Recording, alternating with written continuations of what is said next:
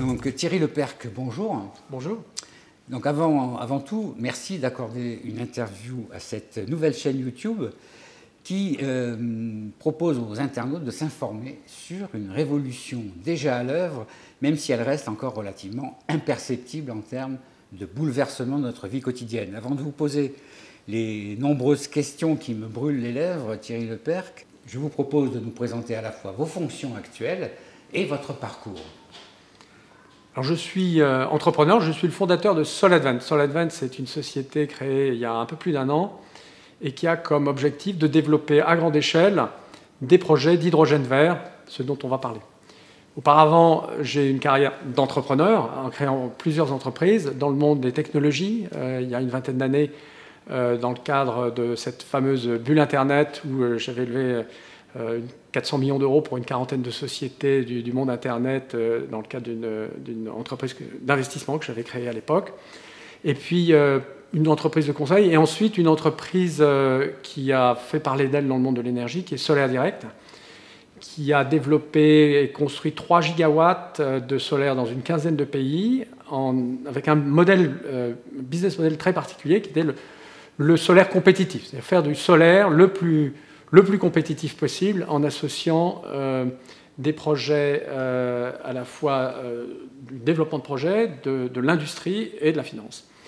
Et l'histoire de Solaire Direct, c'est assez rapidement 4 MW, un premier projet de 4 MW en 2008 qui devient un projet de 600 MW en 2018. Autrement dit, un premier projet en France 4 MW, un projet 10 ans après de 600 MW, donc 150 fois plus gros, oui, avec des tarifs qui sont passés entre-temps de 300 € du mégawattheure à 15, donc une baisse d'un facteur 20 sur la période. Et ça, c'est le résumé de l'histoire du solaire sur cette décennie. La société a été acquise par Engie en 2015, et peu de temps après, j'ai rejoint le comité exécutif de ce groupe pour m'occuper de recherche, technologie, innovation, où je me suis occupé là de développer des projets très ambitieux dans la mobilité électrique. On a fait des acquisitions dans ce domaine, dans le stockage d'énergie et dans l'hydrogène. Et puis, à un moment donné, les choses évoluant, ou n'évoluant pas plus exactement aussi rapidement que je le souhaitais, j'ai quitté le groupe Engie donc, il y a un peu plus d'1 an pour créer ma propre société qui, aujourd'hui, donc, développe ces projets d'hydrogène à grande échelle, d'hydrogène vert, compétitif, hein, on ne se refait pas. L'objectif ici, ce n'est pas juste de faire une machine à faire des jolis projets pilotes et subventionnés, c'est de faire de l'industrie et de le faire dans une logique de marché. C'est ça la démarche de SolAdvent. Alors justement, il y a un peu plus d'1 an, en mars 2019, vous avez publié un livre au Cherche Midi sous le titre « Hydrogène, le nouveau pétrole » avec en sous-titre « Des 7 batailles de l'énergie naît un nouveau monde décarboné ». Pourquoi avoir écrit ce livre et pourquoi ce titre ? Pourquoi ce titre ? Parce que nous sommes à la convergence de plusieurs révolutions, et notamment de cet enjeu majeur qu'est la décarbonation. Et beaucoup de gens oublient que la décarbonation, c'est d'abord une vision de système. Un système énergétique, je voudrais commencer par ça, un système énergétique, que ce soit de l'électricité ou que ce soit de la chaleur ou toute autre forme d'énergie, c'est d'abord de la sécurité énergétique et c'est de la compétitivité. On rajoute maintenant, bien sûr, cette troisième impératif absolu qui est la décarbonation. Ce que j'ai vu, moi, à l'intérieur d'entreprises, y compris de très grandes entreprises, c'est que cette vision systémique du monde de l'énergie, qui est là encore la base des systèmes énergétiques, on en avait perdu la vue et qu'il fallait réintroduire cette vision systémique, mais avec cette nouvelle dimension qui était la décarbonation. Et donc le propos du livre, ça a été de faire cheminer, essentiellement à partir de 2008, le lecteur avec ces révolutions que sont le gaz de schiste, parce que le gaz de schiste fait aussi partie de cette histoire-là, de l'électrification, de la digitalisation, et bien sûr d'autres révolutions comme celle qui arrive de l'hydrogène, et regardez comment naît effectivement un système énergétique stable, compétitif et décarboné. Alors aujourd'hui, ce n'est pas très clair, hein. On en parlait à l'instant.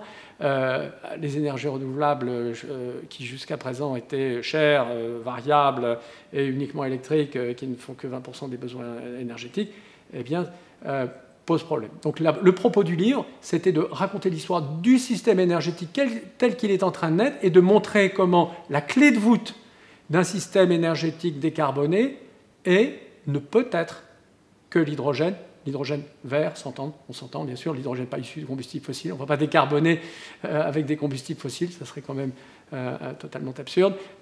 On parle d'utiliser le solaire et l'éolien pour produire de l'hydrogène dit vert et fournir la base de ce nouveau système énergétique. Alors dans ce livre, qui compte 197 pages, vous n'abordez l'hydrogène qu'à partir de la page 163, ce qui peut peut-être surprendre certains lecteurs. Je suis passionné d'histoire. Pour ce qui me concerne, j'ai toujours adoré l'histoire. Et l'histoire, c'est une succession d'événements qui s'enchaînent. Si on imagine aujourd'hui qu'on dise, voilà, il y a quelque chose qui arrive et qu'il s'impose, ou on l'impose en disant, ben voilà, c'est une sorte d'évidence, et qu'on ne raconte pas l'histoire qui amène à ce chemin-là, on ne va pas comprendre. Et donc, c'est effectivement, l'hydrogène, ce qu'il faut que les gens comprennent, c'est que l'hydrogène est un aboutissement. C'est un aboutissement notamment du solaire, parce qu'il n'y a pas de production d'hydrogène vert dans des quantités importantes s'il n'y a pas à la base une ressource électrique décarbonée très abondante et très peu chère. Et donc si on ne comprend pas la révolution du solaire, pour prendre cet exemple-là, on ne comprend pas l'hydrogène. Et les gens qui essaient d'arriver directement au sujet de l'hydrogène sans s'être posé la question de d'où vient cet hydrogène, et notamment du solaire, n'ont pas compris. Et de savoir aussi comment est-ce qu'il va s'intégrer dans des infrastructures existantes. C'est en ce sens où, effectivement, il a fallu, pour reprendre votre point, il a fallu, dans mon livre, raconter ces différentes histoires qui, in fine, convergent, et où, un peu comme dans une pièce de théâtre, surgit le héros, qui est en l'occurrence l'hydrogène. Ce héros finit par apparaître dans votre livre, et son ambition n'est autre que de remplacer le pétrole.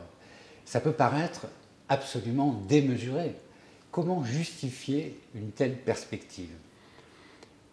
La première raison, c'est qu'on n'a pas le choix. C'est mon ami le chief économiste de l'AIE, avec lequel je discutais il y a un an de ces questions-là, et qui me disait, Thierry, pour tenir l'objectif de zéro carbone, en tout cas de 1,5 degré de Paris, les outils dont nous disposons aujourd'hui, qu'on a à la base identifiés tels que le nucléaire, les biocarburants, l'efficacité énergétique, les énergies renouvelables, solaires, éoliennes, le stockage, la capture et le stockage de carbone, hein, si je prends un peu tout ça, quand on met tout ça ensemble, on arrive juste au maximum à 1/10, peut-être 1/5 de la décarbonation. Il n'y a pas d'alternative à trouver quelque chose qui remplace tous les combustibles fossiles, pétrole, gaz et charbon. Donc ça, c'est la première nécessité. Les solutions actuelles ne nous permettent pas, et notamment l'efficacité énergétique. Beaucoup de gens disent l'efficacité énergétique. L'efficacité énergétique peut permettre de faire 1/10 du chemin. Comment est-ce qu'on va faire les 9/10, notamment dans l'industrie?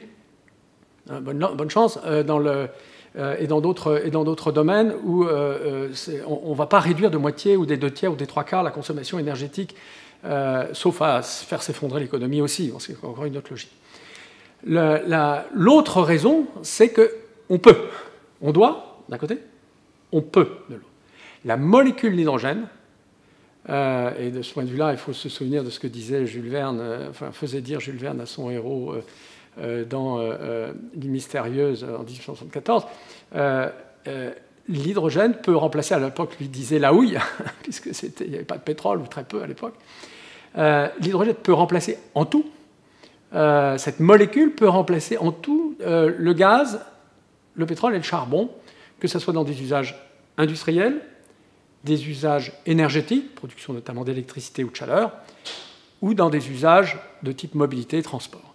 C'est une molécule effectivement magique, mais elle n'est pas si magique que ça, puisque l'hydrogène, je ferai juste une parenthèse, l'hydrogène a alimenté pendant 100 ans la ville de Paris.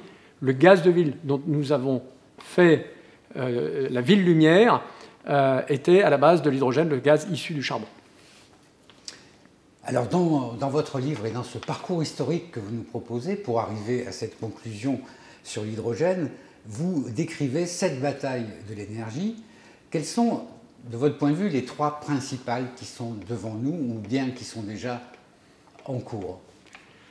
Dans ces 7 batailles, je parle à la fois d'éléments constitutifs d'une histoire et qui sont à la fois des impasses, qui deviennent des impasses, et d'autres qui sont des défis. Je vais les prendre les uns après les autres. Le gaz de schiste. Le gaz de schiste, c'est à la fois quelque chose d'extraordinairement puissant, qui a amené l'effondrement des prix du pétrole et du gaz que nous avons connu récemment. C'est une impasse, bien sûr. C'est une énergie abondante, mais carbonée. Alors certains disent moins carbonée que le charbon. Oui, un peu moins.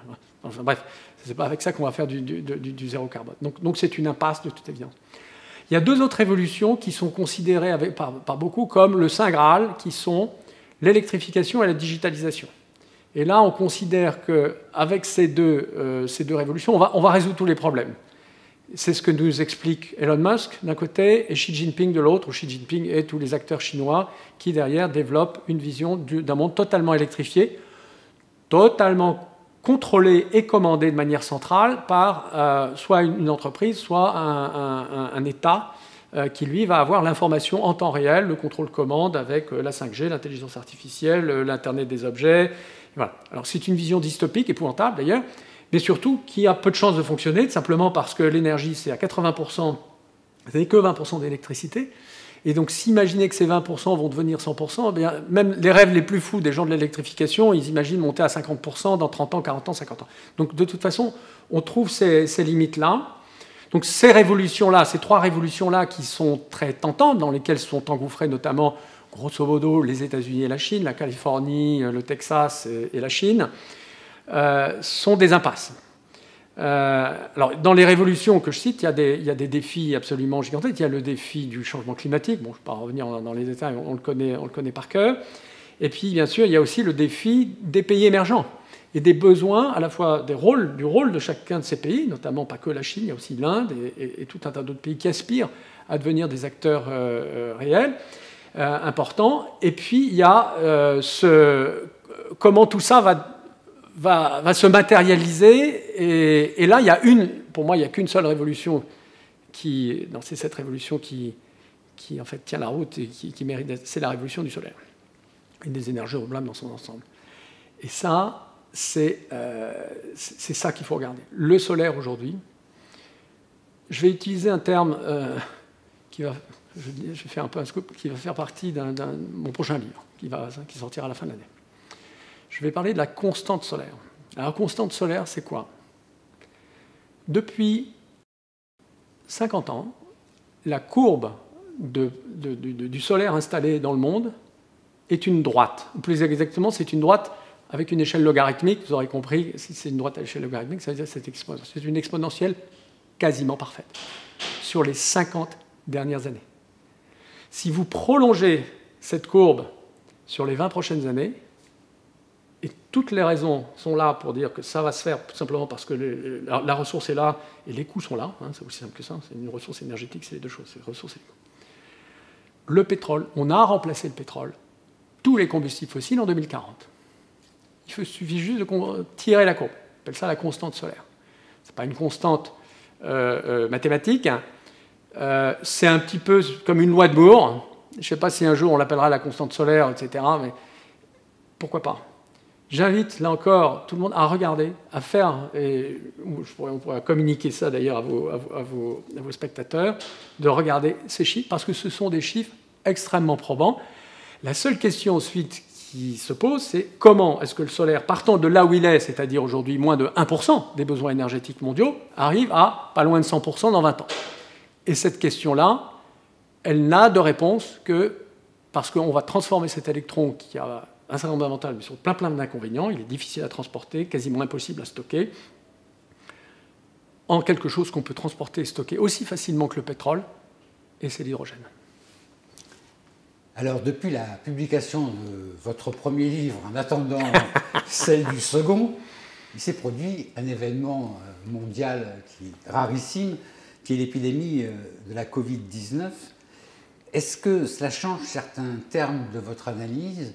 Peut-être pas sur le fond, mais peut-être sur le timing, sur ce qu'on peut imaginer comme évolution, puisqu'on se met à réfléchir peut-être différemment avec des plans de relance, avec plein de projets nouveaux. Est-ce que l'hydrogène peut en faire partie? Le monde de l'énergie fonctionne sur la base de cycles.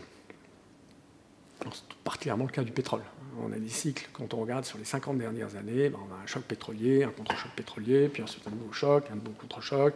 Et là, si on était dans le monde d'avant, on pourrait dire, voilà, on a connu un contre-choc, et puis après ça, on va avoir un choc, et puis ensuite on va réinvestir. Qu'est-ce qui se passe dans ces moments cycliques? Eh bien, lorsque les prix sont très élevés, tout le monde investit. Et naturellement, comme tout le monde a investi, la capacité, l'offre, la production monte. Et à un moment donné, il y a une crise ou je ne sais pas quoi, et puis donc les prix baissent, enfin, et à ce moment-là, donc tout le monde arrête les investissements. Alors, qu'est-ce qui se passe aujourd'hui avec le Covid? On a un phénomène cyclique habituel qui consiste dans le fait que les opérateurs, notamment les compagnies pétrolières, ont décidé de baisser de 20, 30, 40, 50% leurs investissements du jour au lendemain, alors avec les effets qu'on voit sur toute la chaîne de valeur, notamment du parapétrolier, qui s'est retrouvé du jour au lendemain avec des chiffres d'affaires qui s'effondrent, des entreprises, on les connaît bien, les Technip, FMC, les Schlumberger, et Géophysique et compagnie. Généralement, elles se disent, OK, c'est un mauvais moment à passer, derrière, il y aura à nouveau un cycle.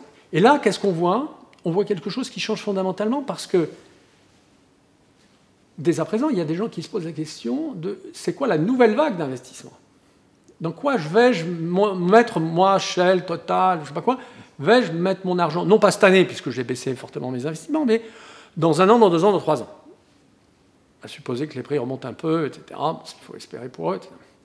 Et là, la réponse est claire. Ils la donnent presque toutes. Alors, pas les Américains. Si vous posez la question à Exxon, il dit non, mais pas trop, tout ça est inchangé. Mais si vous posez la question à Shell, si vous posez la question à Total, si vous posez la question à BP, si vous posez la question à Equinor, enfin bref, les Européens, grosso modo, toutes les compagnies pétrolières européennes, elles disent la prochaine vague, ça ne sera pas du pétrole. Donc, quand on va réaccélérer nos investissements, et dès à présent, on va investir dans de l'électrification, des énergies renouvelables, de l'hydrogène, etc. Et donc, ce que vous avez dans ce phénomène Covid, finalement, c'est un phénomène d'accélération, puisque l'investissement, la réflexion sur la prochaine vague d'investissement qui est indispensable, parce que l'économie étant l'économie, on a besoin d'énergie. On peut dire on est plus efficace, ou il faut faire attention. Certes, enfin, on a quand même besoin d'énergie, surtout dans les pays émergents. Et là, ce que vous avez, c'est des gens qui voient cet horizon de temps beaucoup plus rapproché pour une raison aussi simple, c'est que les investisseurs, et ça c'est un point fondamental, les grands fonds d'investissement, les BlackRock par exemple, ou les Norges, l'investissement, le fonds souverain norvégien, aujourd'hui disent, moi je ne veux plus mettre d'argent dans le pétrole et le gaz. Vous avez la Banque européenne d'investissement qui a aujourd'hui comme instruction de ne plus mettre 1 centime de prêt à partir de 2021, de prêt dans tout projet, y compris de gaz naturel, avec des combustibles fossiles. Donc les robinets se ferment. Donc la décision sur ce cycle d'investissement, ce n'est pas simplement soyons verts, c'est quelque chose d'objectif qui est lié en fait aux attentes des investisseurs et aussi de la vision qu'ont ces entreprises de leur survie, qui est aujourd'hui en question dans un monde zéro carbone. Pas besoin d'être grand clair pour imaginer que si vous produisez du pétrole dans un monde, dans un pays où on a dit qu'on ferait zéro carbone en 2050, zéro carbone, c'est quoi? C'est zéro. Et zéro, c'est pas je m'arrangerai pour faire zéro, je sais pas comment. Non, zéro, c'est zéro. Et aujourd'hui, cette réalité commence à s'imposer. Est-ce que ça veut dire que ce que les écologistes dénoncent souvent, c'est-à-dire les subventions que touche le secteur pétrolier de la part des États en général, et peut-être de l'Europe aussi, ces subventions sont en train de se tarir? Il y a un mythe derrière ça, les subventions aux énergies fossiles. Moi, ce que je vois aujourd'hui, c'est que quand je fais le plein d'essence, ce qui m'arrive, Dieu merci, assez rarement, en fait, j'ai un véhicule électrique rechargeable, donc ça m'arrive vraiment très rarement, mais je sais que je paye 70% de taxes. quel est le produit? Un produit taxé à 70%, alors on peut dire qu'il est subventionné. Ouais, peut-être il est subventionné d'un côté, voir, enfin je ne sais pas où. Mais ce qui est sûr, c'est qu'il est terriblement taxé. Donc ça, c'est un mythe. C'est un mythe. Et alors, si vous me parlez des associations environnementales, là, je vais le dire quelque chose qui va en chagrer certaines, ont un très mauvais rôle aujourd'hui. C'est qu'elles sont résolument opposées aux énergies renouvelables. Et on pourra en venir, je pourrais vous donner des détails très très concrets. Résolument opposées à l'hydrogène et résolument engagées en faveur du statu quo fossile. Alors vous me direz, mais comment est-ce possible, etc. Pour une raison simple, c'est que la vision de ces organisations, c'est une vision de décarbonation par la décroissance. C'est une vision politique qui se respecte. La décroissance, c'est la baisse de la consommation d'énergie. Donc ça veut dire une énergie plus rare, plus chère, plus compliquée, plus chère d'ailleurs. Ah, plus cher. Ça veut dire qu'il faut payer l'énergie 2 fois, 3 fois plus cher. On a vu ce que ça donnait d'ailleurs. Tout le monde n'était pas forcément d'accord. Et l'idée qu'on puisse remplacer le pétrole et le gaz par un hydrogène décarboné, encore plus abondant et pas plus cher, est un anathème. Et je vais vous faire une révélation. Mon livre, je l'ai distribué, j'ai communiqué un certain nombre de choses. J'ai eu des patrons du CAC 40 qui l'ont rendu comme lecture obligatoire à leur cadre, qui m'ont fait intervenir devant 1000 personnes, etc. Enfin bref, pas tous, mais certains. Pas une association. Je n'ai pas eu un échange avec une association. J'ai été interviewé. Nous avons aujourd'hui le sujet, il faut que les gens le sachent, le sujet de l'hydrogène gêne le monde associatif. Autant que le monde du charbon et du pétrole. Je dirais même probablement plus, puisqu'il vient changer cette vision du monde, qui est une vision de fin du monde, et que tout d'un coup, on a une ressource abondante pour tout le monde. Et ça, alors on pourrait dire que c'est une excellente nouvelle, c'est d'ailleurs la conclusion de mon livre, c'est quelque chose qui chagrine au plus haut point des gens qui ont fait un fonds de commerce de la collapsologie, qui est ce terme très à la mode. Aujourd'hui, en France, on a le mouvement de la collapsologie qui voit l'hydrogène et les énergies renouvelables comme leur principal ennemi. Et je pourrais vous donner des anecdotes pour l'appuyer, d'ailleurs. Mais il y a aussi des analystes comme Jean-Marc Jancovici qui plaident pour la décroissance en n'étant pas un écologiste extrême. On est dans la même logique. Hein. On est dans cette logique. Honnêtement, les uns sont pour le nucléaire, les autres finalement pour c'est la même logique décroissanciste. Alors ensuite, certains sont nucléaristes, certains sont anti-nucléaires. À la limite, peu importe. C'est la même logique de dire l'avenir est à moins. Moins, moins, moins. Ce qui est un truc difficile à entendre lorsqu'on est pauvre et qu'on n'a pas d'argent. Enfin, moi qui passe beaucoup de temps dans les pays émergents, prendre l'exemple, parler de cette personne, cet échange que j'ai eu avec Jean-Marc Jancovici, s'il m'écoute, il s'en souviendra. Je lui disais, mais qu'est-ce que vous dites aux 1,3 milliard d'Indiens qui, eux, aspirent à consommer plus d'énergie, parce qu'aujourd'hui, la pauvreté, ils savent ce que c'est, et ils veulent en sortir. Et il m'a dit, nous, les Européens, savons mieux que les Indiens ce qu'il faut faire. Prenons la voie de la décroissance, et comme il y a 150 ans, ils suivront notre voie, ils suivront notre chemin, nous savons mieux ce qu'il faut faire, prenons cette voie de la décroissance. Honnêtement, je dis, n'allez pas en Inde, parce que si vous racontez ça aux Indiens, vous n'aurez pas beaucoup de succès. Donc cette démarche-là, qui est une démarche de décroissanciste, est une démarche de gens riches, de gens qui peuvent baisser partiellement leur consommation. Moi, je serais très intéressé de voir ensuite le bilan carbone de chacune personnel de chacune des personnes concernées, réduire sa consommation de carbone à 0, parce que c'est ça le sujet. On ne peut pas le faire avec la décroissance. Personne ne pourra le faire. Ça veut dire arrêter de manger, ça veut dire arrêter même de se vêtir, ça veut dire arrêter de se déplacer même en vélo. Enfin, je veux dire, il faut voir ce que ça veut dire, 0. 0 carbone. Il faut que les gens aient en tête 0 carbone, et 0 carbone tout de suite, pas dans 50 ans. Parce que si on ne décide pas tout de suite. Et c'est un sujet d'urgence. Je voudrais peut-être à nouveau insister là-dessus. Il y a urgence. Notre planète brûle. Et si nous n'agissons pas à une échelle industrielle, alors je sais que le terme ne fait pas plaisir à beaucoup de gens, mais je suis désolé, c'est la seule manière de résoudre le problème. Ce que l'industrie a mal fait, l'industrie, une autre industrie, une industrie réinventée, peut mieux le faire. Est-ce que ça veut dire justement que l'hydrogène est la solution pour réconcilier le besoin de développement des pays en voie de développement avec la neutralité carbone, l'absence de contribution aux émissions de gaz à effet de serre, sachant que justement la ressource solaire dont vous parlez se trouve pour beaucoup dans des pays comme le nord de l'Afrique ou l'Inde. Vous prenez ces exemples, ces deux zones géographiques très intéressantes. Prenons le Maroc et l'Inde. Le Maroc et l'Inde, aujourd'hui, ont des industries extrêmement polluantes, mais elles ont aussi effectivement une ressource solaire très importante. Nous, aujourd'hui, nous travaillons à la fois dans ces pays et puis en Europe avec des acteurs des industries les plus polluantes. Alors, de quelles industries parle-t-on? Je vais vous parler de 3 industries. L'industrie des engrais, qui aujourd'hui utilise du gaz naturel, et c'est une industrie extrêmement émettrice de gaz à effet de serre. L'industrie sidérurgique, qui utilise du charbon à coke, c'est une horreur. Le charbon à coke, c'est des émissions, c'est des poussières, des émissions de CO2, etc. La production d'électricité, principalement à base de charbon, dans ces endroits-là, ou de gaz. Extrêmement polluante et extrêmement émettrice de CO2.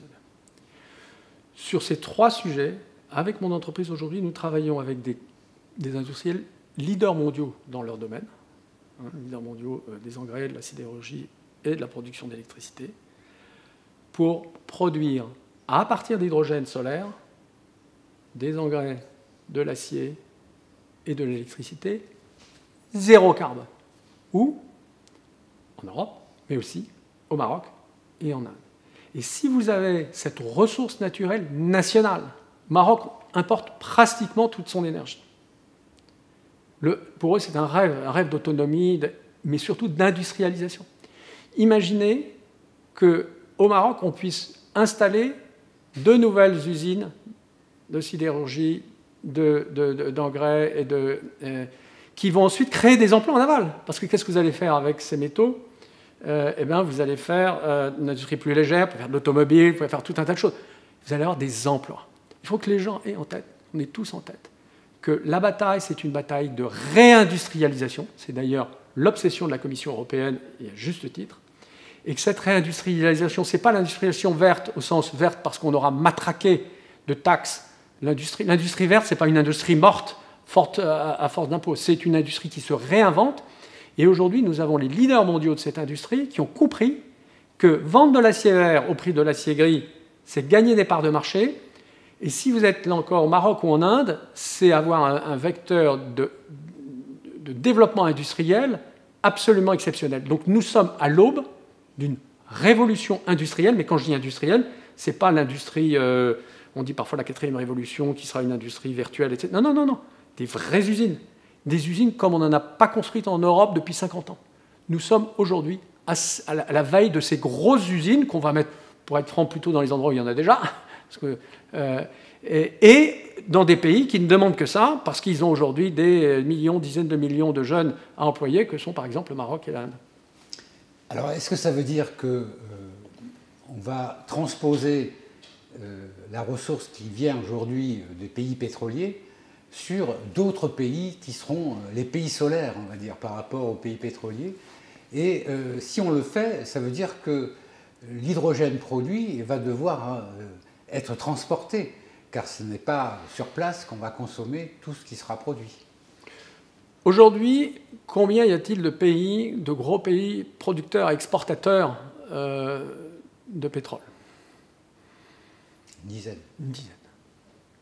Une dizaine. Alors ensuite, ceux qui ont cet avantage, je pourrais prendre 2 pays qui ont la même population, l'Arabie Saoudite, 30 millions d'habitants, le Yémen, 30 millions d'habitants. L'un a du pétrole, l'autre n'en a pas. L'un vit à un niveau de vie occidental, l'autre est au niveau de vie de la Somalie, etc. C'est la même population, c'est des gens qui sont voisins, etc. C'est ça la différence d'avoir du pétrole. La bonne nouvelle là, c'est, alors y compris d'ailleurs les gars au Yémen, d'ailleurs, finalement, vous allez vous retrouver, du solaire en grande quantité, il y en a, non pas dans une dizaine de pays, on va dire grosso modo dans une centaine. Quand je dis solaire, c'est aussi de l'espace, parce qu'il ne faut pas que de la ressource solaire, il faut aussi de l'espace. Pas énormément, mais enfin, il en faut encore, il en faut un peu plus. Et c'est vrai que quand on est en France, dans le sud de la France, on se dit est-ce qu'on va mettre des dizaines de milliers d'hectares, je ne sais pas quoi, dans les Landes, en Haute-Provence. Et il y a des gens qui disent, peut-être pas sûr, et ils n'ont pas tort. Est-ce qu'il vaut mieux à ce moment-là pas regarder plutôt l'Espagne, le Portugal, le Maroc, où les sujets d'espace ne sont pas du tout les mêmes? Donc la bonne nouvelle, c'est que la ressource est infiniment plus distribuée, y compris l'eau, d'ailleurs, parce que certains disent l'eau, l'eau, on utilise en fait très très peu d'eau. Hein. Il faut savoir, c'est qu'il y a le contenu énergétique d'un litre d'eau, je parle pas de contenu énergétique hydrogène, c'est presque un demi-litre d'essence, l'équivalent d'un demi-litre d'essence. Donc on n'a pas besoin de beaucoup d'eau. Et si on est dans un désert, ce qui peut arriver, eh bien une usine de désalinisation permet de faire 100 fois ce dont on a besoin pour faire de très très grande production d'hydrogène. Donc le sujet de l'eau n'est pas possible. Par contre, ensuite, vous posez une bonne question, c'est qu'effectivement, il y a des pays qui sont moins bien dotés. Alors, quels sont les pays moins bien dotés? Je vais vous les citer. C'est le Japon, la Corée. Je parle en ressources, c'est-à-dire qu'il peut avoir une ressource naturelle abondante, qui peut être éventuellement de l'éolien, mais cher. C'est l'Europe. L'Europe dans son ensemble, à l'exception là encore, de ces trois pays, enfin d'Espagne et Portugal. Si on fait Europe hors Espagne et Portugal, la ressource solaire, je mets de côté l'éolien, parce que l'éolien est trop cher. Il faut de l'électricité à 15 € du mégawattheure, et l'éolien offshore, ça, c'est pas possible. L'éolien onshore ne peut atteindre ces niveaux-là que dans des zones très, très, très particulières et qui sont pratiquement inexistantes en Europe. Donc on est vraiment, entre guillemets, condamné au solaire. Et pour l'Europe, ça veut dire quoi? Alors c'est un message très important, c'est-à-dire qu'on n'est pas seul, il y a la Méditerranée. Alors c'est vrai qu'on a tendance à considérer que la Méditerranée, ça n'existe plus, c'est un mur à la Trump, etc., qui va nous séparer. Si on imagine qu'on a en face de nous des gens qui sont des partenaires, alors il y a un pays qui a compris ça, c'est l'Allemagne, qui a signé il y a 15 jours, le jour même où ils font une annonce de stratégie allemande sur l'hydrogène, ils ont signé un accord, et encore ça n'a pas été communiqué, ça fait la une de la presse marocaine, ils ont fait un accord avec des acteurs marocains, ils avaient fait et avec d'autres acteurs africains. Donc effectivement, nous avons aujourd'hui une stratégie, si je puis dire, eurafricaine ou euro-méditerranéenne à construire, pour de vrai, qui va permettre aussi, pourquoi pas, la réindustrialisation, ou l'industrialisation tout court d'ailleurs, parce que ces pays ne sont pas industriels, des pays du sud de la Méditerranée. Et bien sûr, s'ils ont de l'industrie et des emplois, ils seront peut-être un peu moins tentés de traverser dans des petits bateaux. Donc là, on a aussi une vision géopolitique qui est en train de naître, qui est parfaitement comprise à Berlin et à Bruxelles, nettement moins à Paris et à Madrid, paradoxalement, mais bon, ça viendra. Mais là encore, Berlin et Bruxelles tirent dans le bon sens sur ce truc-là, avec une vision globale. Si vous regardez, je terminerai là-dessus, si vous regardez la stratégie allemande, elle dit de manière très claire, nous allons devoir importer de l'hydrogène. L'hydrogène n'est pas un produit local. L'hydrogène en Allemagne, on n'a pas la capacité d'énergie renouvelable qui est déjà bien occupée, parce que le solaire, il y a déjà plus de 50 gigawatts de solaire et 60 gigawatts d'éolien, c'est-à-dire grosso modo 10 fois plus qu'en France, hein, si je prends l'ensemble de ces deux choses-là. Eh bien, il faut aujourd'hui se poser la question d'où va venir ce produit. Et les Allemands et Bruxelles ont compris, il y a cette vision pan-européenne ou pan-méditerranéenne, euro-méditerranéenne qui est en train de naître et qui est une opportunité géopolitique exceptionnelle pour l'Europe aussi. Alors pour illustrer cette analyse, dans votre livre, vous prenez l'exemple du désert d'Atacama et des possibilités pour le Chili d'exploiter cet espace pour devenir un pays producteur d'hydrogène. Comment ça se passerait? Alors je vais presque vous dire comment ça se passe. Alors vous avez donc deux logiques. Vous avez une logique, entre guillemets, de proximité, qui consiste à dire je suis l'Espagne, je suis le Maroc, et là, on va transporter cet hydrogène par tuyau.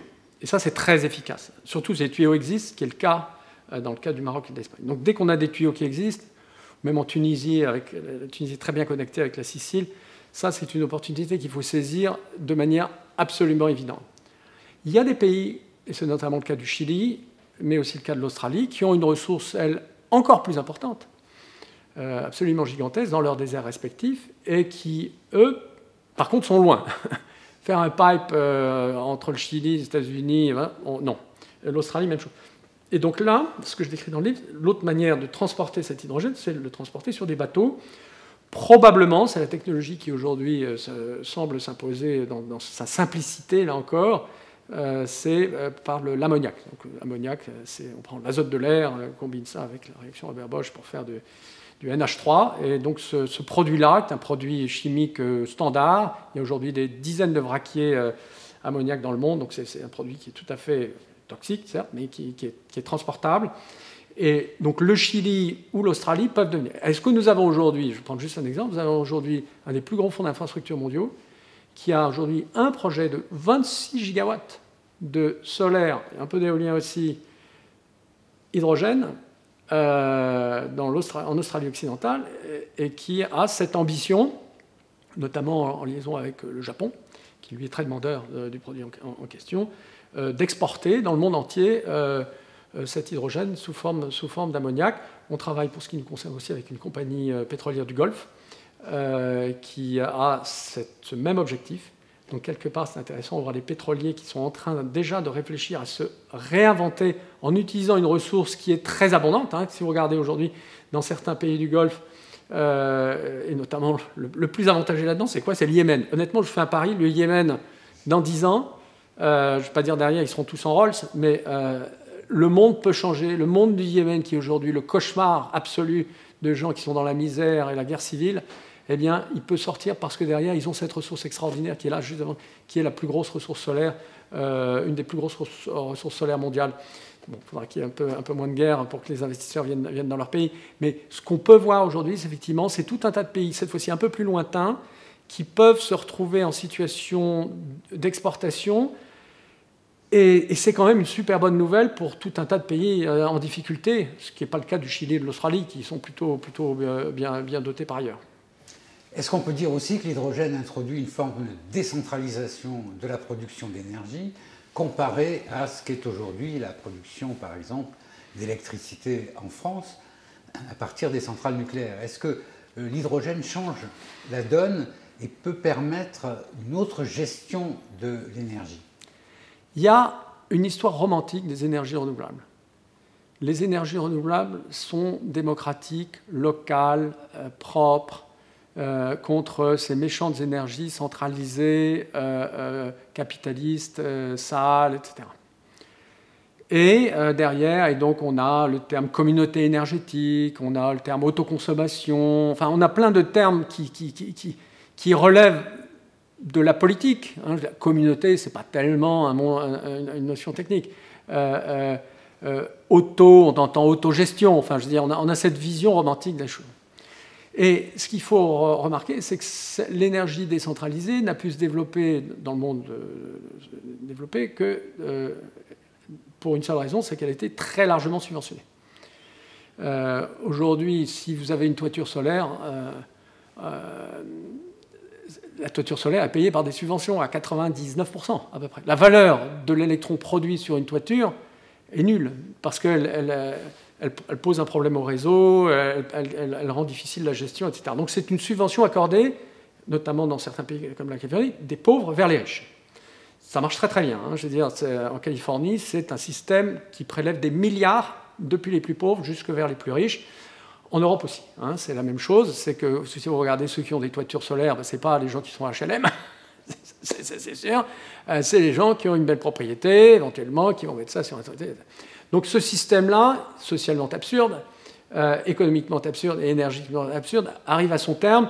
C'est comme si on subventionnait les familles riches à faire pousser des carottes et des navets sur leur balcon en leur disant que tout ça était très sympathique et qu'on allait leur faire...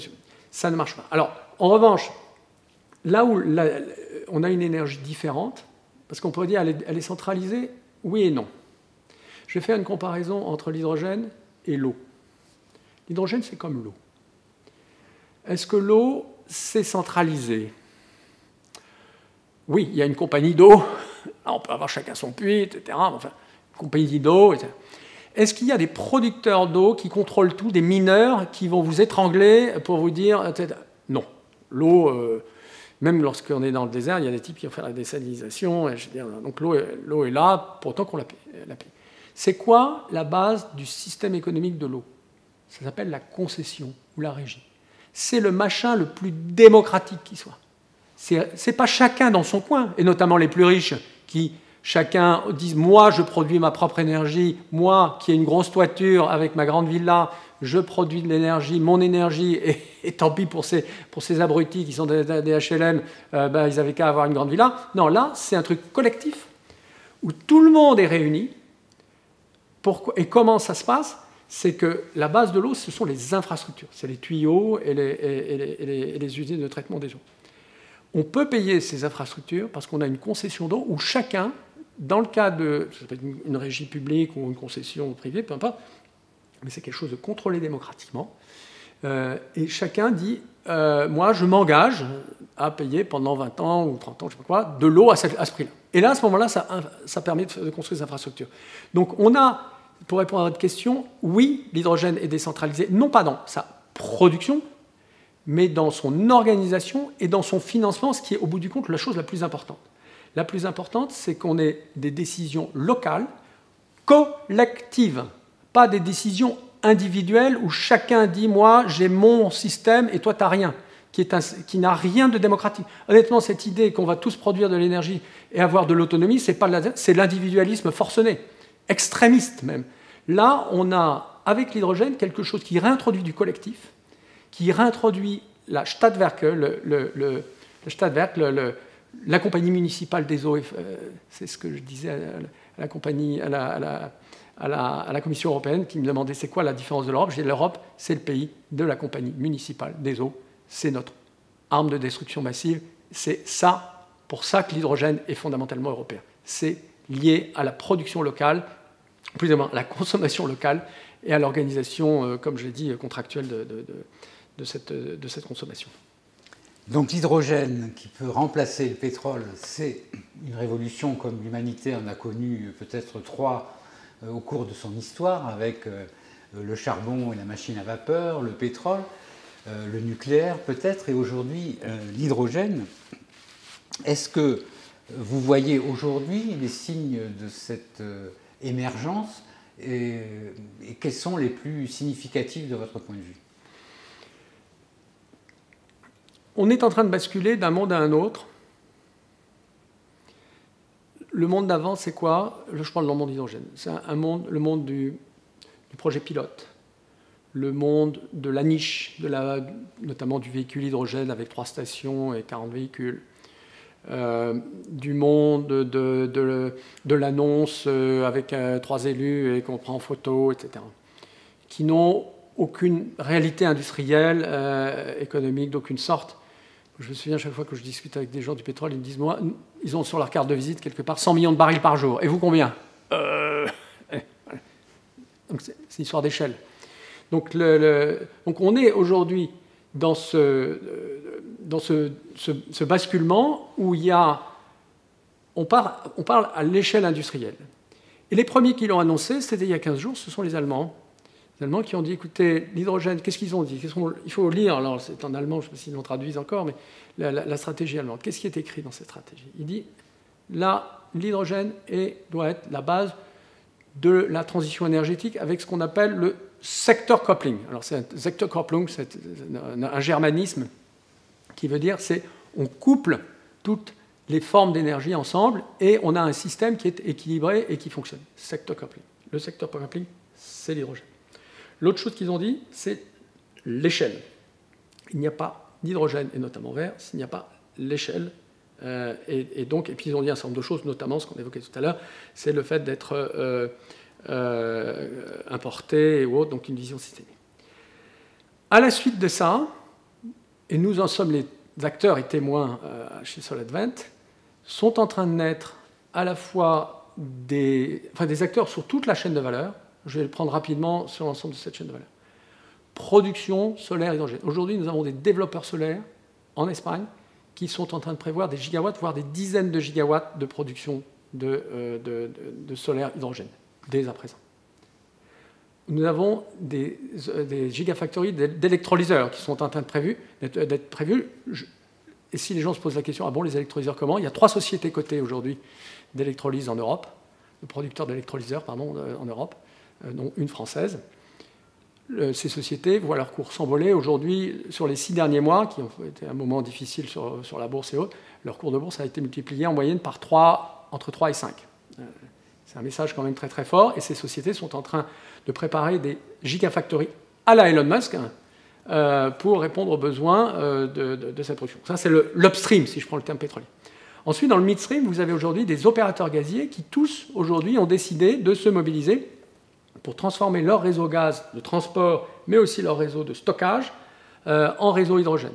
C'est le cas notamment des opérateurs du sud de l'Europe, mais aussi d'opérateurs en Allemagne et d'autres endroits, y compris même en France.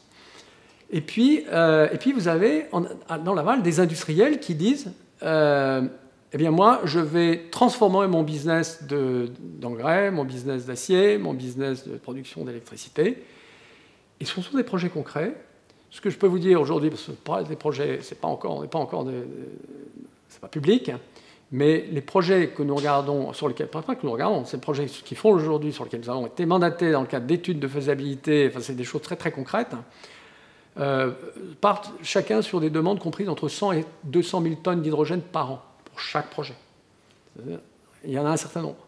Donc vous imaginez qu'à ce niveau-là, on arrive très rapidement à une échelle pétrolière. Hein, je veux dire, et ce changement-là, c'est celui-là, avec des patrons, des gens extraordinaires, des patrons d'entreprise qui ont compris.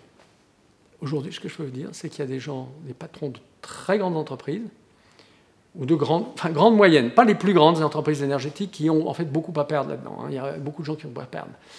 Mais certains qui ont à gagner, notamment tous ceux que j'ai évoqués sur cette chaîne de valeur, eh bien aujourd'hui, ils foncent là-dessus.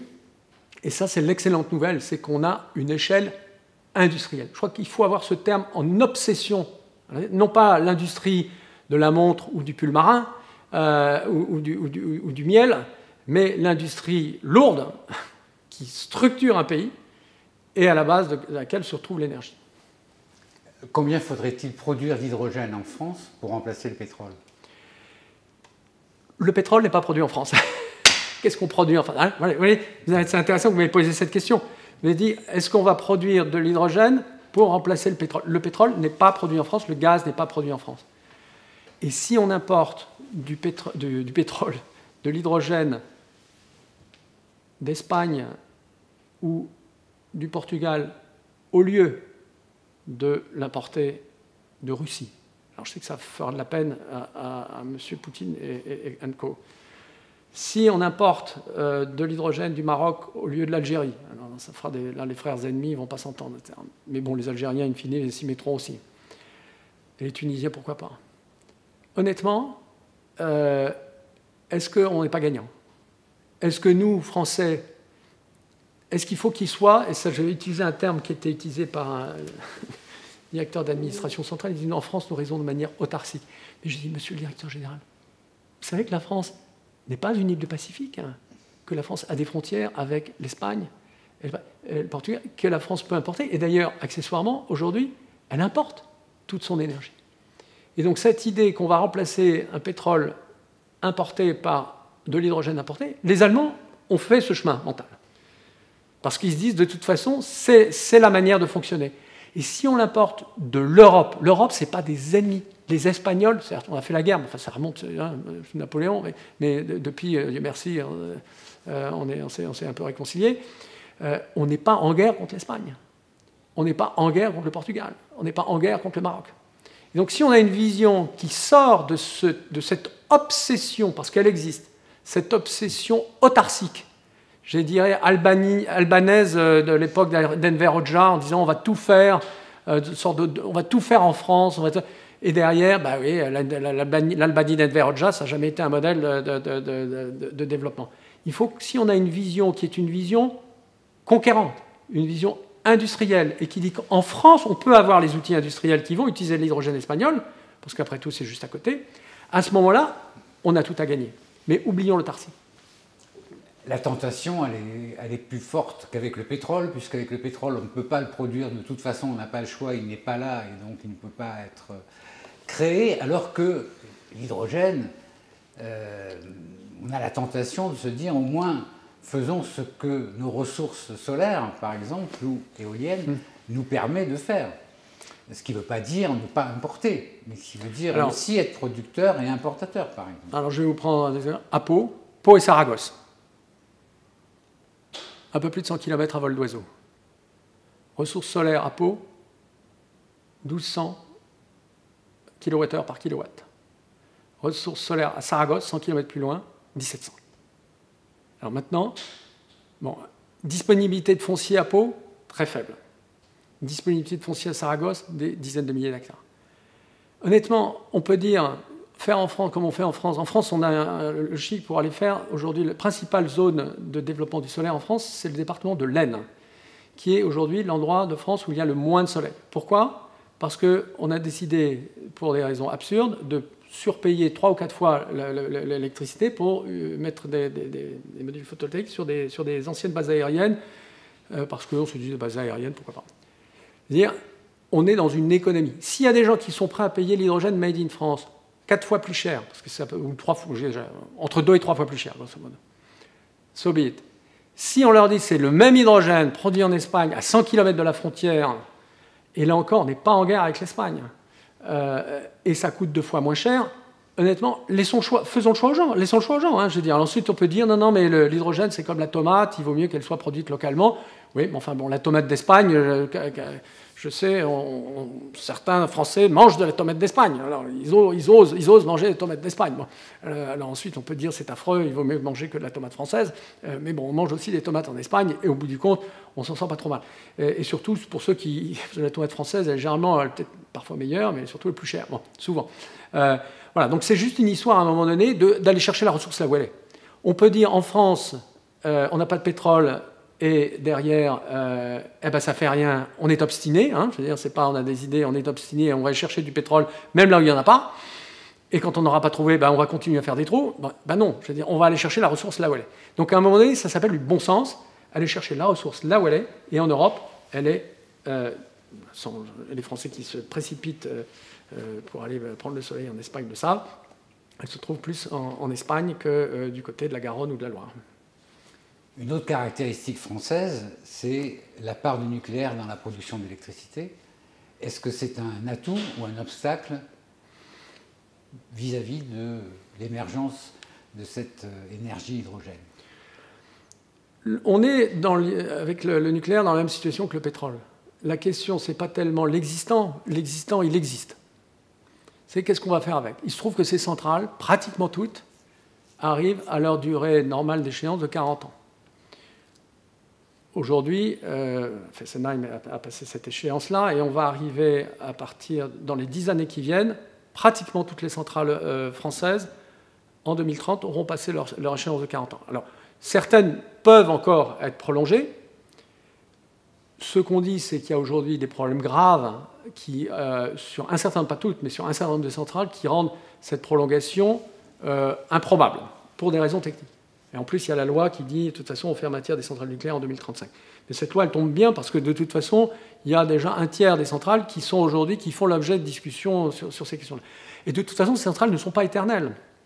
Et la question, c'est de savoir, vaut-il mieux mettre 100 milliards, du grand carénage, 200 milliards, 300 milliards, je ne sais pas combien d'argent, dans du nouveau nucléaire, avec des coûts qui n'en finissent pas de monter, plutôt que de le mettre dans une filière, dans des activités qui produisent de l'énergie, qui peuvent produire très rapidement de l'électricité, pour prendre cet exemple-là, décarbonée, flexible, à un prix comparable, on va arriver à des niveaux de ce niveau-là entre 2025 et 2030, comparable à celui du gaz naturel. Et là encore, je ne vais pas me prononcer sur le prix du nucléaire. Le prix du nucléaire, personne, et ce n'est pas uniquement en France, ne sait le mesurer. C'est immesurable parce qu'on ne sait pas mesurer ni combien ça coûte à construire, ni combien ça coûte à entretenir, ni combien ça coûte à démanteler, ni combien ça coûte à financer, ni combien ça coûte à assurer. Ou plus exactement, on essaie de saucissonner tous ces trucs-là en essayant d'arriver à un coût, et certains arrivent à un chiffre de 1 et d'autres arrivent à un chiffre de 10. C'est la seule industrie où il y a les mêmes personnes vont dire ça coûte 1 et les autres vont dire ça coûte 10. Là, sur le gaz, l'hydrogène et autres, on converge à des choses beaucoup plus sûres. Et à un moment donné, ce qui est le juge de paix, c'est la sécurité énergétique, la sécurité d'approvisionnement du pays. Est-ce qu'on veut avoir un pays à la merci de blackout parce qu'on s'appuie sur un parc vieillissant? Ceux qui ont eu, moi c'était mon cas à une époque, une vieille voiture qui avait dépassé son âge canonique et qui tombait en rade, ça m'est arrivé dans le tunnel de Saint-Cloud, etc. Est-ce qu'on veut se retrouver avec une voiture? Parce que ça va arriver, et ce n'est pas parce qu'elles ont été mal construites, au contraire, c'est des très beaux objets d'ingénierie, mais ils ne sont pas éternels.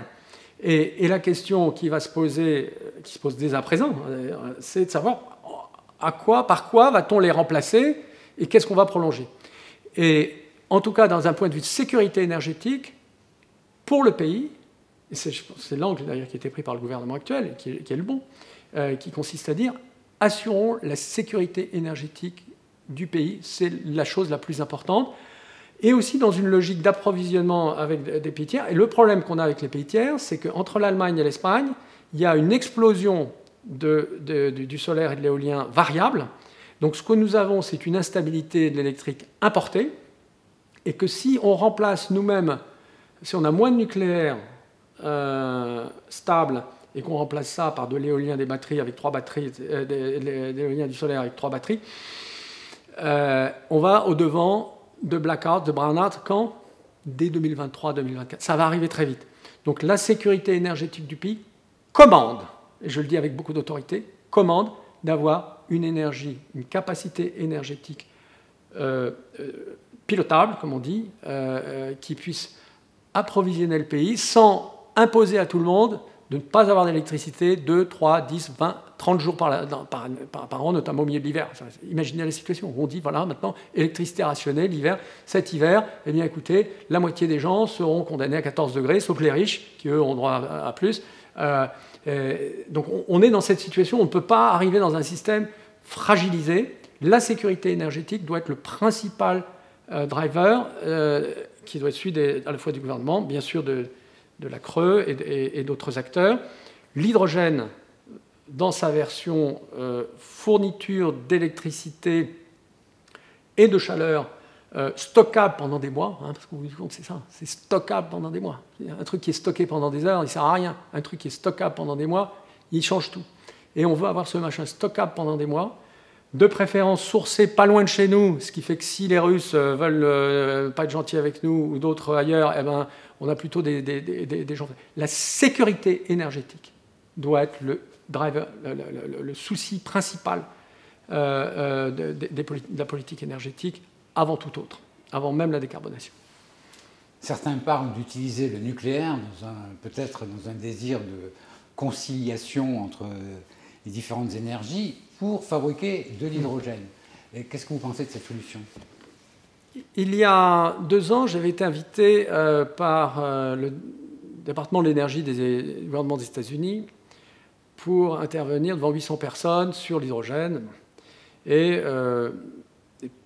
juste après, j'ai eu l'occasion d'un entretien privé avec, quelques-uns, avec le secrétaire, cette personne qui est aujourd'hui le secrétaire de l'énergie, Dan Brouillette.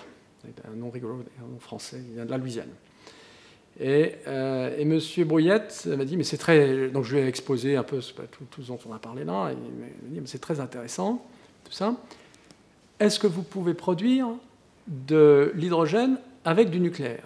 Il m'a posé cette question. Et je lui ai dit, monsieur le secrétaire, bien entendu, je peux produire tout l'hydrogène que vous voulez avec du nucléaire. La seule chose dont j'ai besoin, c'est que vous me fournissiez le nucléaire, prix du transport électrique compris, à moins de $15 du mégawattheure. C'est-à-dire un tiers du prix de la reine, sans le transport. Et là, il a dit, ah ouais. En fait, non. Donc, ce n'est pas une histoire technique, c'est juste une histoire économique. Ce qu'il faut savoir, c'est que dès les années 70, en France, on avait eu cette idée de transformer cet hydrogène, cette électricité nucléaire qui était soi-disant, qui allait être, comme on disait en anglais, too cheap to meter, qui en avait tellement qu'on n'arrivait même pas à la mesurer, et qu'on la transformait en hydrogène et qu'on remplaçait le pétrole avec. Puis on s'est rendu compte à un moment donné qu'on arrivait à produire un hydrogène qui était quand même 10 fois plus cher que le gaz naturel et le pétrole, et que c'était vraiment une très très mauvaise idée. Ben là, cette très mauvaise idée, c'était une très mauvaise idée dans les années 70, et ça reste une très mauvaise idée, non pas pour une raison, parce que le nucléaire c'est pas bien, parce que je sais pas quoi, enfin simplement une histoire de coût. Ça ne marche pas. Et là, ce qu'il faut avoir en tête de manière très très claire dans l'hydrogène, c'est $1 du kilo pour la production d'hydrogène qui nécessite $15 du mégawattheure pour la production d'électricité, ou rien. C'est binaire. C'est comme pour le pétrole. On est au prix du pétrole, on est au prix du marché, on fait du pétrole, on produit du pétrole à moins de $40, du baril, on vend tout ce qu'on peut qu'on produit. Si on a un coût de production d'un son puits de pétrole à $60, qu'est-ce qu'on vend? On vend rien. On vend rien parce que de toute façon, c'est pas le bon prix. Donc on a en fait quelque chose de binaire. L'hydrogène, c'est une commodité. Il faut voir son coût complet. Et si le coût complet avec l'énergie, parce que l'énergie c'est 80% du coût de l'électricité, dans l'électrolyse, c'est 80% du coût, c'est l'électricité. Si l'électricité est trop chère, ça ne marche pas. Et aujourd'hui, avec les prix du nucléaire qui arrivent à 120, 130 euros du mégawattheure, avec les points, honnêtement, on est à peu près 10 fois trop cher. On est dans un rapport de 1 à 10. Et là j'inclus même pas le transport. Donc, on est dans un rapport de 1 à 10. Donc le nucléaire aujourd'hui, il est entre, on va dire grosso modo, entre 3 et 10 fois trop cher pour pouvoir permettre de la production d'hydrogène. Donc la réponse c'est, désolé monsieur le secrétaire à l'énergie, ça ne marche pas. Est-ce que ça veut dire qu'il faut aussi remplacer le nucléaire par de l'hydrogène en production d'électricité? De toute façon, ce qu'il faut comprendre, c'est que les infrastructures énergétiques ne sont pas éternelles. Certains voudraient le croire, que c'est des choses qui nous sont arrivées de droit divin, que Dieu est venu et a disposé ces choses généreusement, etc. Une centrale nucléaire, c'est comme une voiture aussi, mais à un moment donné, ça vieillit. Et puis, qu'est-ce qu'on fait quand les choses vieillissent? Je veux dire, d'abord, elles passent beaucoup de temps en réparation. Je peux vous dire, j'étais officier de marine de réserve, un navire, au bout d'un certain temps, il passe la moitié de son temps, puis ensuite les 3/4 de son temps en réparation, et à un moment on dit, c'est bien là, cette coque, cette vieille coque, là, on a beau la repeindre et le machin, en fait on va arrêter. Et on va prendre, soit on arrête complètement, bien on en prend. Donc de toute façon, il y a une fin de vie de ces installations.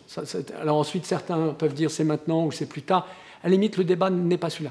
La question fondamentale, c'est effectivement par quoi le remplaçons pour assurer la sécurité énergétique. Quand je dis sécurité, ce n'est pas que l'électricité. Et là encore, je rappelle, il faut le marteler, l'électricité, ça n'est que 20% des besoins énergétiques. Et quand on dit que la France, ça je voudrais le rappeler aux spectateurs, il faut que tout le monde sache que la France n'est pas un pays nucléaire. La France est un pays pétrolier. Le nucléaire dans le mix énergétique français, c'est 17%. Le pétrole, le gaz et le charbon, c'est 64%. Donc on a 4 fois plus de combustibles fossiles que de nucléaire. Donc de toute façon, dans cette équation-là, les 17%, c'est important. Là encore, c'est les 3/4 de l'électricité. Mais ça n'est pas le principal sujet. Le principal sujet, c'est les 64%. C'est comment on décale. Et une fois qu'on a dit ça, par quoi va-t-on remplacer effectivement ces centrales? Et alors moi je vais vous citer un exemple, ce qui n'est pas du nucléaire mais qui est du charbon. Nous travaillons aujourd'hui avec une entreprise qui a beaucoup de centrales à charbon. Et aujourd'hui, elle a écarquillé les yeux en se disant, attendez, moi les centrales à charbon, c'est des actifs qu'on appelle échoués, qui valent rien.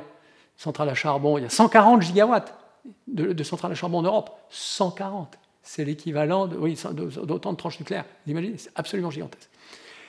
C'est à peu près 3 fois le parc nucléaire français. Aujourd'hui, ces centrales-là doivent toutes fermer. En France, en Allemagne, en Pologne, peut-être un peu plus tard. Mais... Vous avez des gens qui sont propriétaires de ces centrales, qui aujourd'hui se disent « Oh là là là là là là, ça vaut rien, on va fermer, licencier des gens, leur proposer une reconversion comme prof de yoga, etc. Pas sûr que ça marche. » Et la question de fond, c'est... par quoi on remplace? Et là, pour l'instant, on remplace par la prière, la Sainte Vierge et tout le reste. Et un peu de renouvelable variable et 3 batteries qui vont essayer de faire que ça marche, etc. En fait, ça ne va pas marcher. Imaginez maintenant le même opérateur de charbon qui dit « Mais attendez, je peux la garder, ma centrale. Je peux la transformer, ma centrale de production d'électricité à base de charbon, en centrale de production d'électricité à base d'hydrogène. Pour autant, bien sûr, que j'ai les tuyaux d'hydrogène qui arrivent à mon usine, à ma centrale. » Et là, le type, au lieu de fermer quelque chose, il va faire ce que les Américains ont déjà fait massivement depuis 20 ans, c'est transformer des centrales à charbon en centrales à gaz. Alors, les Américains ont fait des centrales à gaz naturelles, parce que c'est le gaz de schiste qu'ils ont en quantité considérable. Nous, en Europe, notre gaz naturel, c'est quoi? C'est l'hydrogène. Et donc, on est aujourd'hui dans cette opportunité extraordinaire pour ces acteurs de ces vieux sites qui vont pouvoir être transformés en sites de production d'hydrogène. On pourrait même imaginer que les centrales nucléaires telles qu'elles existent, on garde, alors on ne va pas forcément garder grand-chose sur le réacteur nucléaire et tout le reste, mais qu'on garde notamment le site parce qu'en France, avoir un permis pour produire de l'énergie, c'est pas compliqué, c'est pas simple. Avoir un raccordement électrique, on peut imaginer que ces centrales nucléaires, je dirais même, voilà l'avenir du nucléaire français. L'avenir nucléaire, c'est l'hydrogène, non pas d'être tué par l'hydrogène, mais d'être, au contraire, ressuscité par l'hydrogène. C'est que les sites eux-mêmes, on puisse remplacer il y a déjà des turbines, je veux dire, on remplace une turbine nucléaire par une turbine hydrogène. Là où il y a 1 gigawatt, on met 1 gigawatt. Même tiers. Bon, là, il y aura juste un tuyau de gaz à rajouter, mais on garde la connexion électrique, on garde les emplois, on garde les taxes professionnelles pour les uns et les autres, enfin les impôts qui permettent aux collectivités de s'en sortir. Voilà, et c'est ce qu'on est en train de faire là, concrètement, sur des centrales à charbon, déjà, à étudier. Donc là, il y a à être en fait juste créatif, intelligent, de dire comment je peux réutiliser des centrales et des infrastructures existantes, que ce soit dans le transport de gaz, dans la production d'électricité, et faire en sorte que ce nucléaire si craintif par rapport à son avenir se réinvente, pourquoi pas avec de l'hydrogène, et les sites en question, notamment avec les territoires qui, eux, sont très supportifs de ces sites. Il y a un lobby du nucléaire en France qui est très puissant. Pensez-vous qu'il est prêt pour une telle révolution ? Moi, le seul lobby que je connaisse, efficace, je vais citer un grand président qui a dit ça, c'est le lobby de la finance. C'est le lobby du robinet d'argent. Je veux dire, un lobby désargenté, c'est le lobby de la parole. Et aujourd'hui, on a un lobby, le lobby dont vous parlez, c'est un lobby dont la substance financière s'est effondrée. Je veux dire, les gens savent-ils qu'aujourd'hui, le cours d'EDF est 92% inférieur à celui qu'il était il y a 10 ans, non, il y a 12 ans, moins 92%. Les mêmes personnes savent-elles que Ørsted, l'opérateur danois, a vu son cours multiplié par 5 sur la même période. Donc vous avez EDF divisé par 10 et l'autre multiplié par 5. On pourrait prendre aussi Iberdrola et Enel pour prendre des acteurs importants. Aujourd'hui, alors on pourrait dire ça vaut ce que ça vaut, mais Enel vaut en bourse 4 fois EDF. Il y a 12 ans, c'était l'inverse. Donc on est dans... Et pourquoi ? Parce que Enel a décidé de faire du renouvelable. Donc aujourd'hui, c'est simple, le robinet financier est taré. Donc faire un programme d'investissement, s'il n'y a personne qui va vous prêter de l'argent et personne qui va investir, et ce n'est pas l'État qui va mettre 100 milliards de capital de plus, vous avez l'État qui est dans la situation de faillite qu'on connaît tous, qui va remettre à la sauce. Aujourd'hui, la finance nous donne un message très clair. Et il y a des entreprises françaises qui caracolent, dont le cours de bourse s'envole. Ce n'est pas des sociétés nucléaires, c'est des sociétés d'hydrogène. Donc aujourd'hui, revoir le monde avec nostalgie, en disant l'avenir, c'est une nostalgie qu'on réinvente, parce que le nucléaire ne s'est pas développé comme les gens imaginent. La part de l'État était infiniment moindre que ce que la plupart des gens imaginent. Si vous n'avez ni clients, ni banquiers, ni investisseurs, vous pouvez être le lobby le plus, entre guillemets, influent de la Terre, vous ne pesez rien. Aujourd'hui, le sujet, c'est combien de milliards, de dizaines de milliards, et cet argent-là, c'est des banquiers, c'est des investisseurs qui vont le produire. Pour ceux qui ne le savent pas, le programme nucléaire a été 100% financé, non pas par l'État français, 0%, a été financé par des emprunts obligataires, des eurobonds, à l'époque on appelait ça,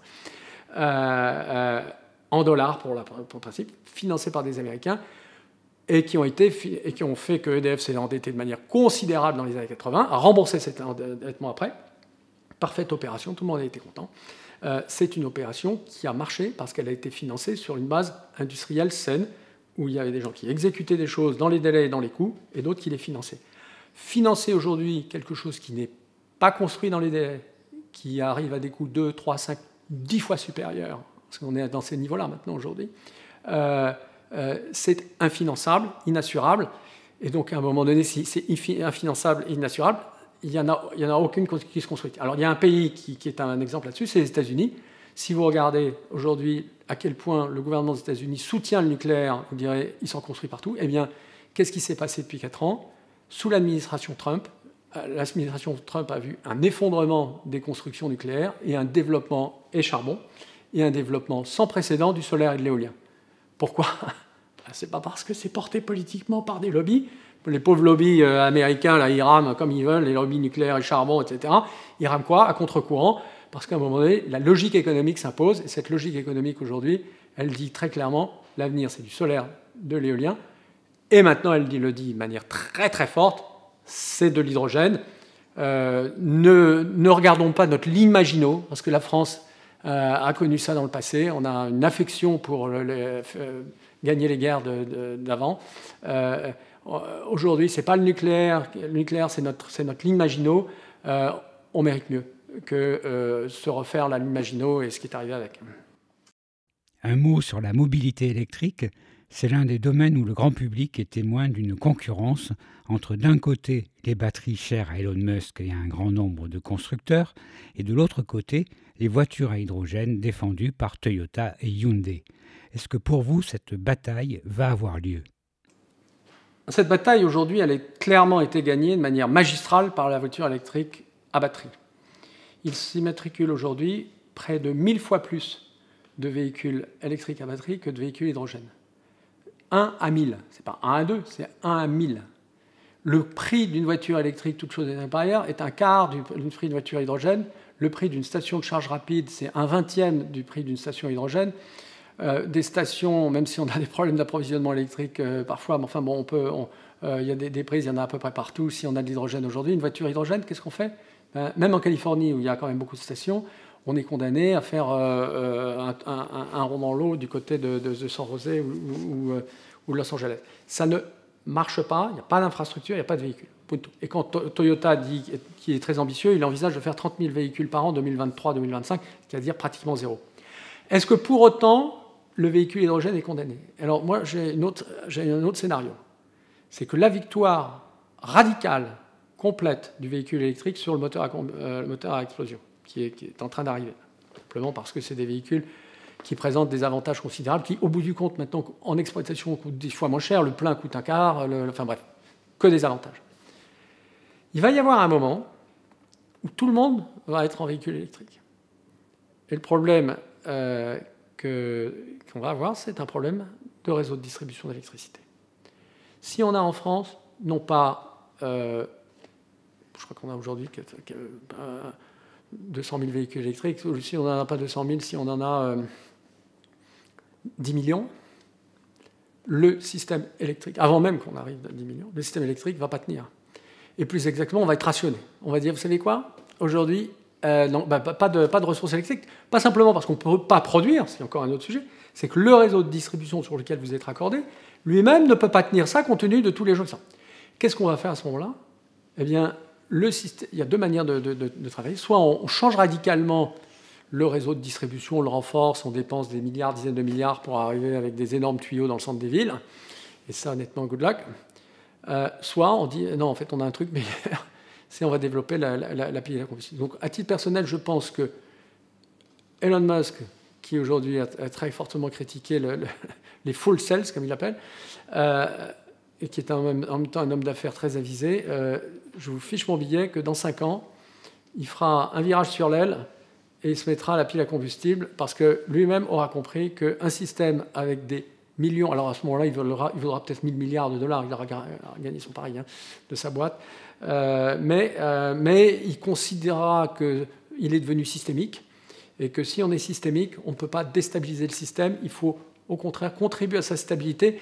Et ce n'est pas la digitalisation qui est une fausse solution. La digitalisation d'un système électrique peut permettre d'améliorer les choses à la marge. Ça ne peut pas résoudre un problème de décalage de capacité.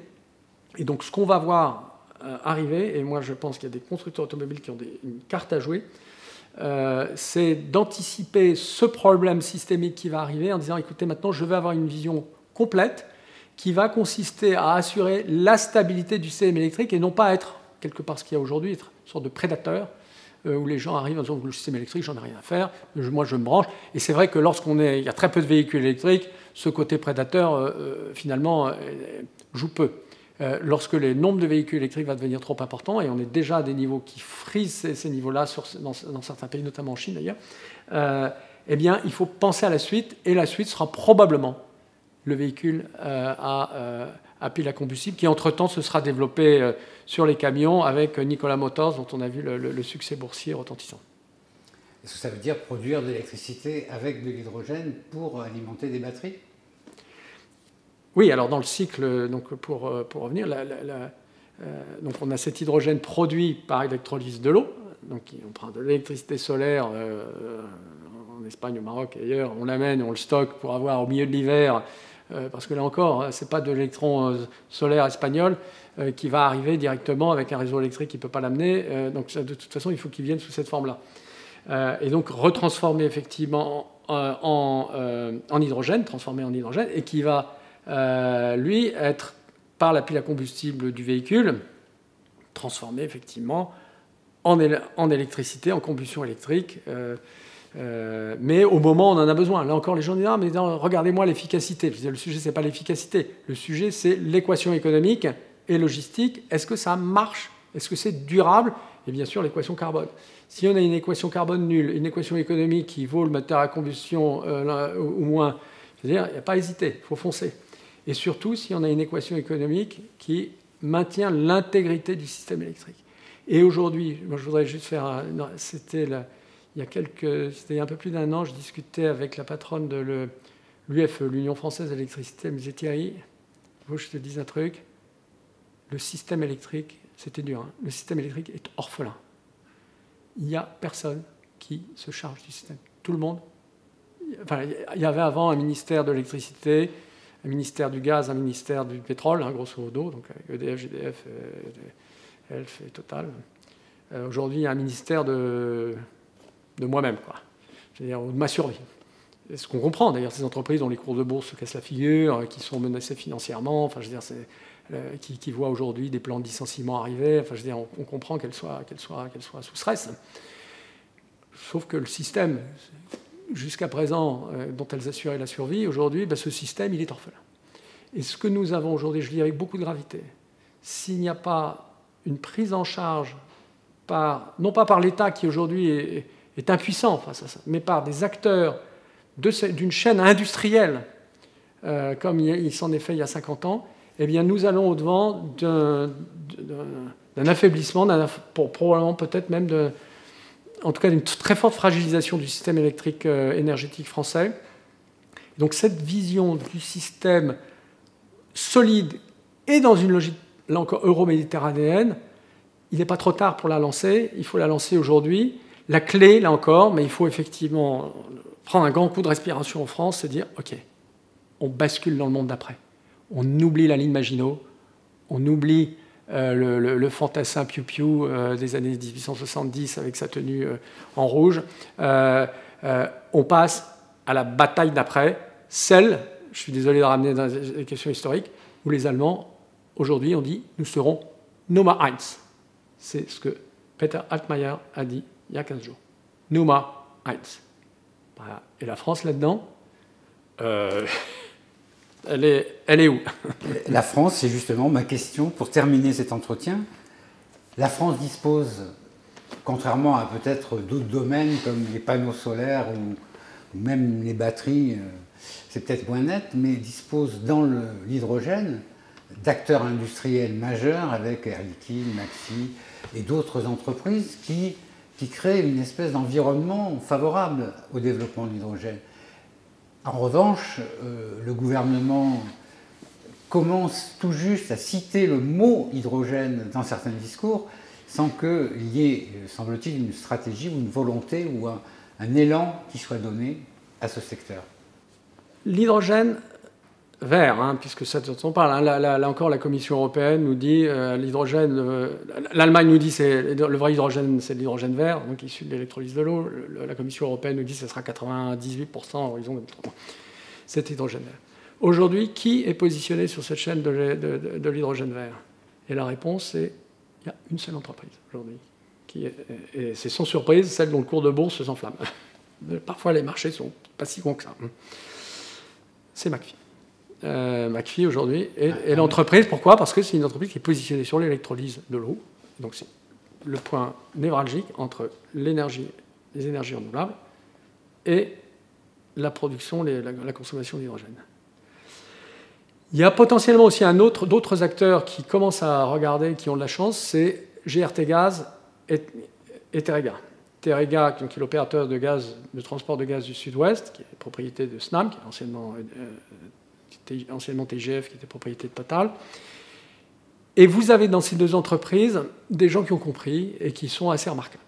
Donc, voilà. Donc, je vous fais et ces gens, ils ont compris quoi? Que l'hydrogène vert venant d'Espagne, là encore, il faut qu'on se fasse une raison. Je veux dire, on ne va pas produire en France 3 fois plus cher un truc qu'on peut importer 200 km au-delà de la frontière. C'est absurde. Donc, on va... et ces gens-là, ils ont compris, notamment ceux qui transportent du gaz, ceux qui sont sur la route d'Espagne, c'est le cas de Terega, et puis ceux qui sont un peu plus loin, c'est le cas de GRT Gaz, ils disent « Ah ouais, on a des affaires à faire, on a un potentiel intéressant. » Le reste, c'est des gens qui ont beaucoup à perdre. Donc vous avez, il faut regarder qui a à gagner et qui a à perdre. Hein, je veux dire,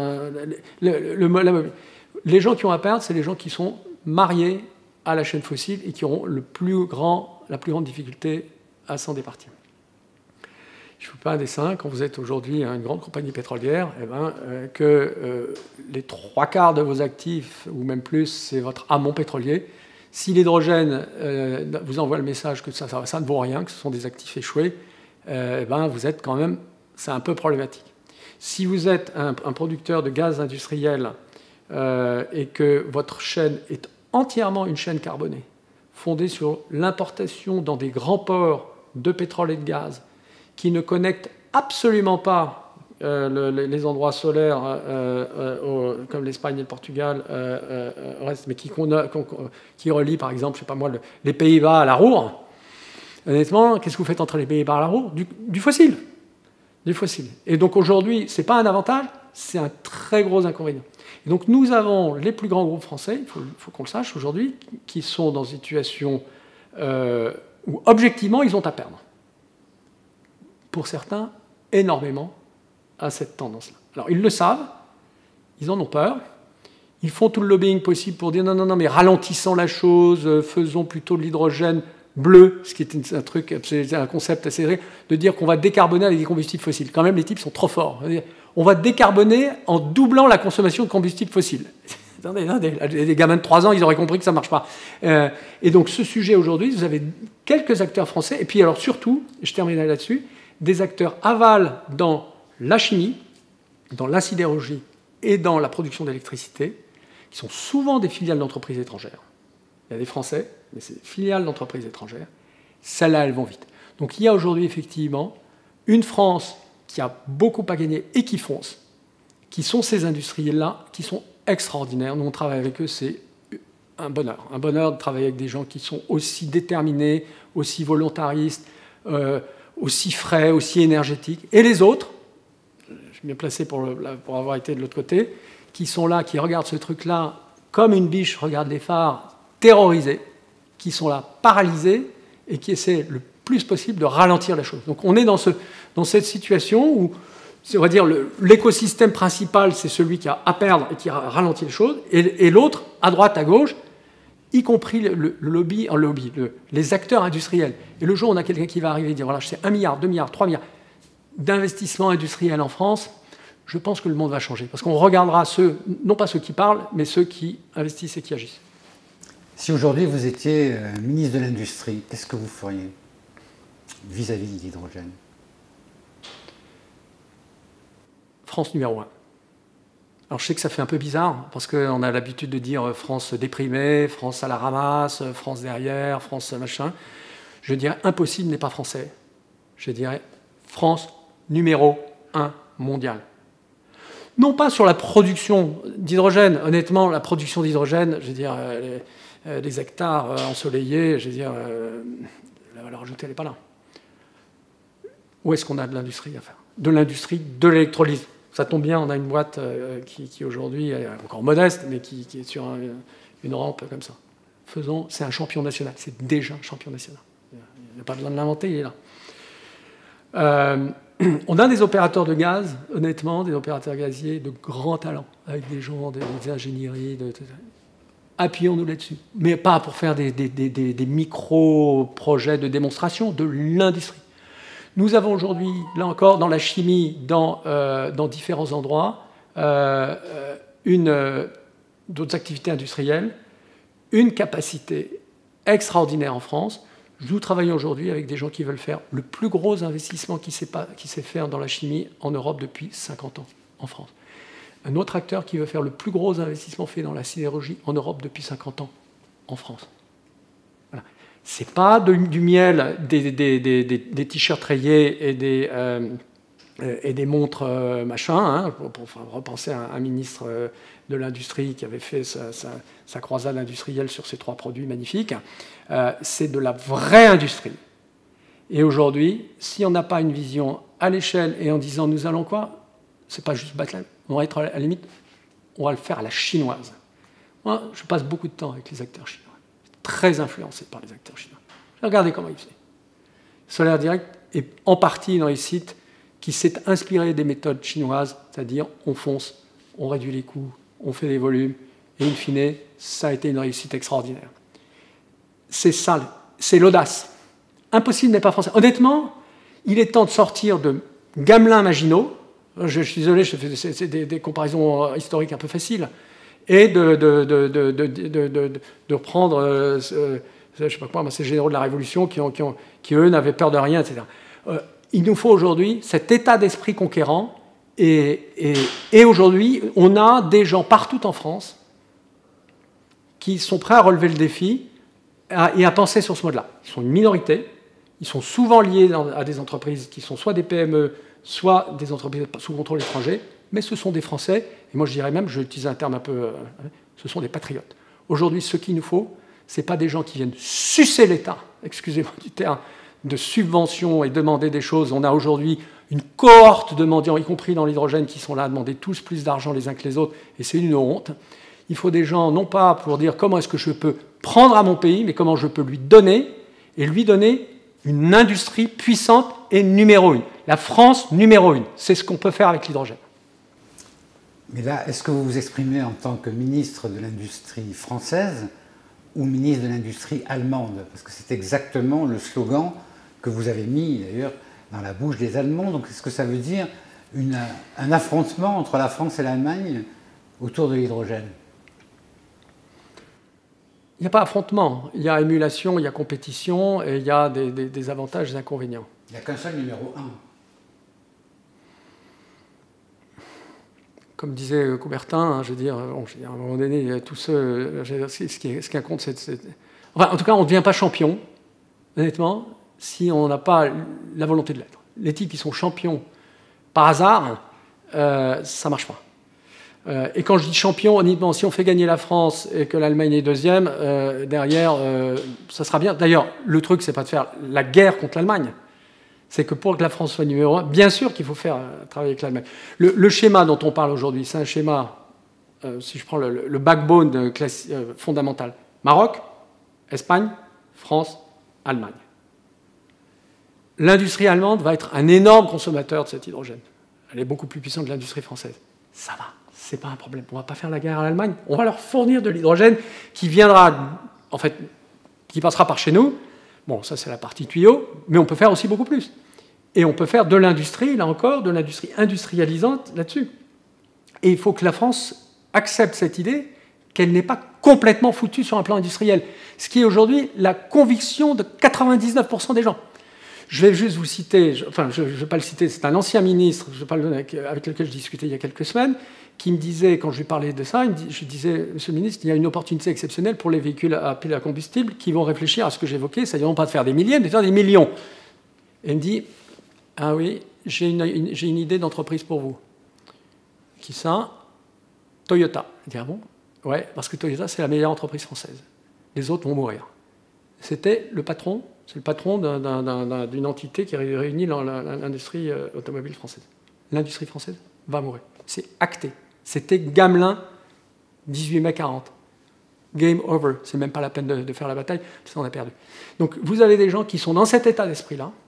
Et si vous avez, à l'inverse, vous avez des Astérix, moi je ne sais pas pour ça, c'est pas des De Gaulle, parce que oublions les De Gaulle, il est paix à son âme, des Astérix à droite à gauche, ils en avaient pas mal. Et s'il y a des gens qui, quelque part dans cette structure paralysée, qui est celle de notre pays, paralysée par la peur, paralysée par les blocages, paralysée comme en 1940, on vit quelque chose de très similaire, me semble-t-il, à 1940.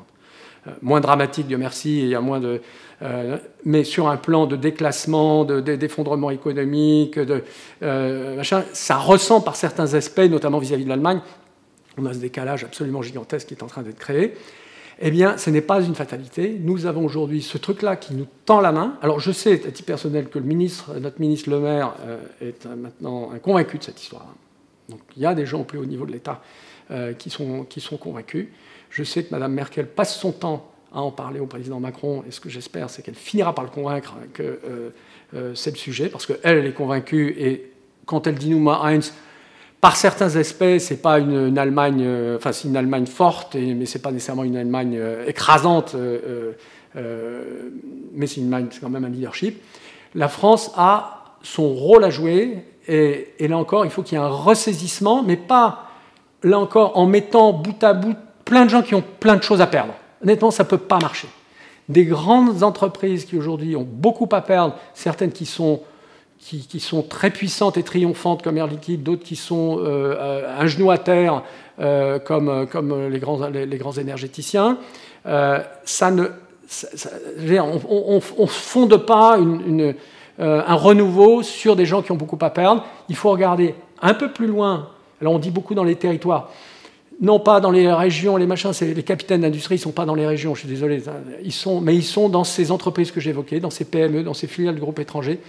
Ces gens qui se disent, effectivement, nous, on croit à la France. Là encore, on a des gens qui croient à la France, et souvent, ce n'est pas des Français.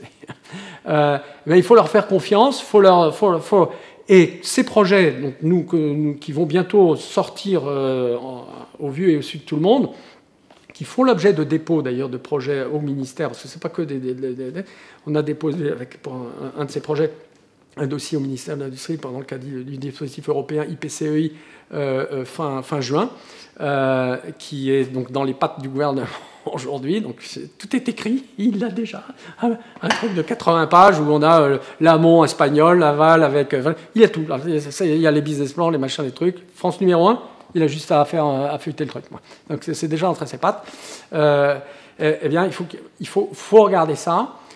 Et là-dedans, il faut une mobilisation nationale. Quand l'Allemagne fait un plan qui fait 100 fois le plan Hulot, 100 fois le plan Hulot, et qui est encore un truc très petit, qui est 15 fois, en termes de volume, moins que ce que l'Europe a annoncé. Enfin, vous voyez le décalage. On est dans des rapports de 1 à 1000 par rapport à ce qui serait une politique industrielle. Et la politique industrielle, c'est pas juste mettre des gens qui vont faire des études et machin façon Gosplan, c'est identifier dès à présent ce que des industriels sur l'ensemble de cette chaîne de valeur font, et surtout ils le font à l'échelle. C'est ça qui est quelque chose de très très important. On a aujourd'hui des gens qui font ça à l'échelle, qui s'appuient sur du financement, notamment la Banque européenne d'investissement, je vais le mentionner, qui nous aide aussi sur ces questions-là. Il y a aujourd'hui une mobilisation incroyable, là encore à nouveau à Bruxelles, sur lesquelles il faut s'appuyer, avec notamment ces sommes considérables qui sont à disposition dans le cadre du plan de relance. Mais il faut de l'industrie, de la vraie industrie. Et la vraie industrie, c'est celle qui est, à un moment donné, conquérante, c'est l'industrie à la chinoise et à l'allemande, celle qu'on a fait en France à une époque, il y a très longtemps, celle qu'on a fait encore, il y a encore quelques industriels français dans l'aéronautique qui tirent la langue d'ailleurs, et quelques autres, quand même, l'industrie française n'est pas complètement morte, mais on peut retrouver cette dynamique industrielle avec des vieilles industries qu'on peut transformer en verre, pas simplement peindre en verre, mais vraiment transformer en verre, et quand je dis verre, c'est en faire des industries hyper compétitives. Et les grands patrons de ces groupes industriels étrangers ont cette ambition-là pour la France. Moi, je suis le plus frappé de voir que les gens les plus ambitieux pour la France, ce sont des non-français, des grands capitaines d'industrie non-français qui ont des équipes françaises d'extrêmement grand talent et qui disent c'est ici en France qu'on va le faire. quoi qu'il arrive, j'allais dire. Bon, enfin bon, on verra, l'avenir nous le dira. Thierry Lepère, merci beaucoup. Merci à vous. Et nous aurons l'occasion de parler de ces projets que vous avez évoqués et qui sont à l'œuvre ou en gestation aujourd'hui. Absolument, avec plaisir. Merci beaucoup. Merci.